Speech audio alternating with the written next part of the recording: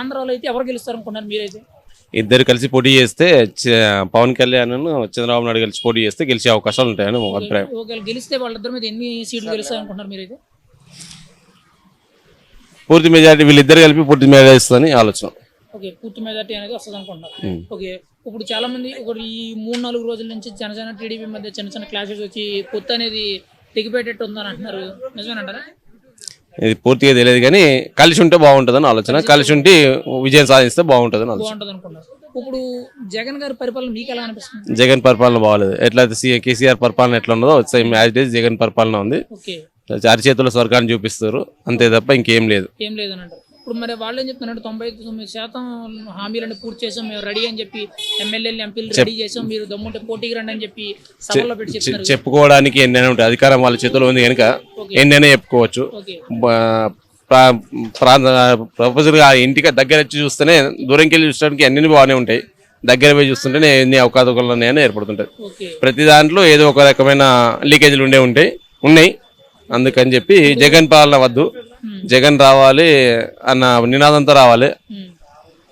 ఇప్పుడు అది నినాదాన్ని తిరమర చేసి జగన్ పోవాలి, టీడీపీ రావాలి అన్న నినాదంతో ఉన్నాం.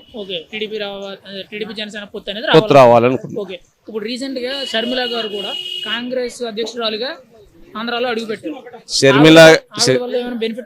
షర్మిల గారు తెలంగాణలో పోటీ చేస్తా అని చెప్పి ఎన్నో ఆశలు పెట్టుకుని వచ్చి ప్రచారాలు చేసి రస్తారోకోలు ఏమంటారు దాన్ని కాలినడకలు నడిచి చేసింది. తీరా ఎలక్షన్లు రాగానే కాంగ్రెస్ తో పొత్తు పెట్టుకుని ఊరుకుంది. రేపు అక్కడ కూడా అదే పరిస్థితి ఉంటది, ఏదో ఓట్లు చీల్చడానికి వచ్చింది తప్ప ఇంకేం లేదు. ఓటు చీలితే టీడీపీకి జనసేనకు ఓట్ల సంఖ్య తగ్గుతుంది, ఎంతో కొంత ఓట్లు వచ్చి మళ్ళీ జనసేనకి మన జగన్ గెలిపిస్తారన్నట్టుగా ఆశతో వచ్చింది.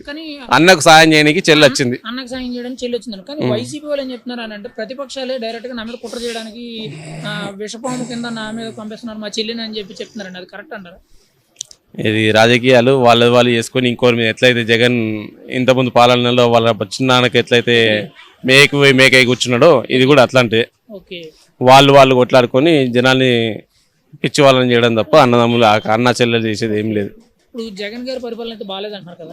ఇప్పుడు కేసీఆర్ గారి పరిపాలన కొంతవరకు బాగానే చేశారు, ఆయనే ఓడిపోయారంటే జగన్ గారు ఓడిపోతారు అనుకుంటున్నారు. యాజ్ ఇట్ ఈజ్ ఇద్దరు పరిపాలన ఎట్లే ఉన్నాయి, చెప్పడానికే ఉన్నాయి తప్ప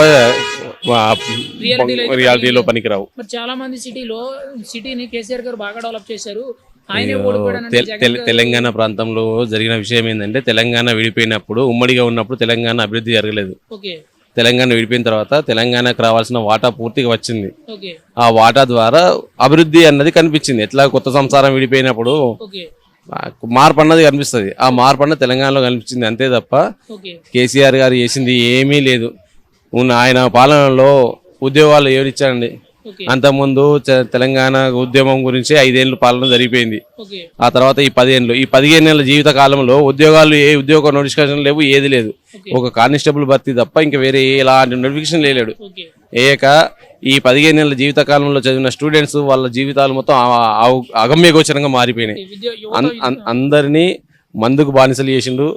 ఆ మందు కలర్ని అదే బంగారు వర్ణంతో పోనించి ఇదే బంగారు తెలంగాణ నిర్ణయించింది తప్ప ఇంకోటి ఏమీ లేదు కేసీఆర్ చేసింది. అక్కడ కూడా అదే యాజ్ ఇట్ ఈజ్ గా మందు నిషేధిస్తా అని చెప్పిండు తప్ప అది నిషేధించింది లేదు. అన్ని చిల్లర బ్రాండ్లు పెట్టేసి జనాల ప్రాణాలను హానికర వాతావరణాన్ని నెలకొల్పిండు.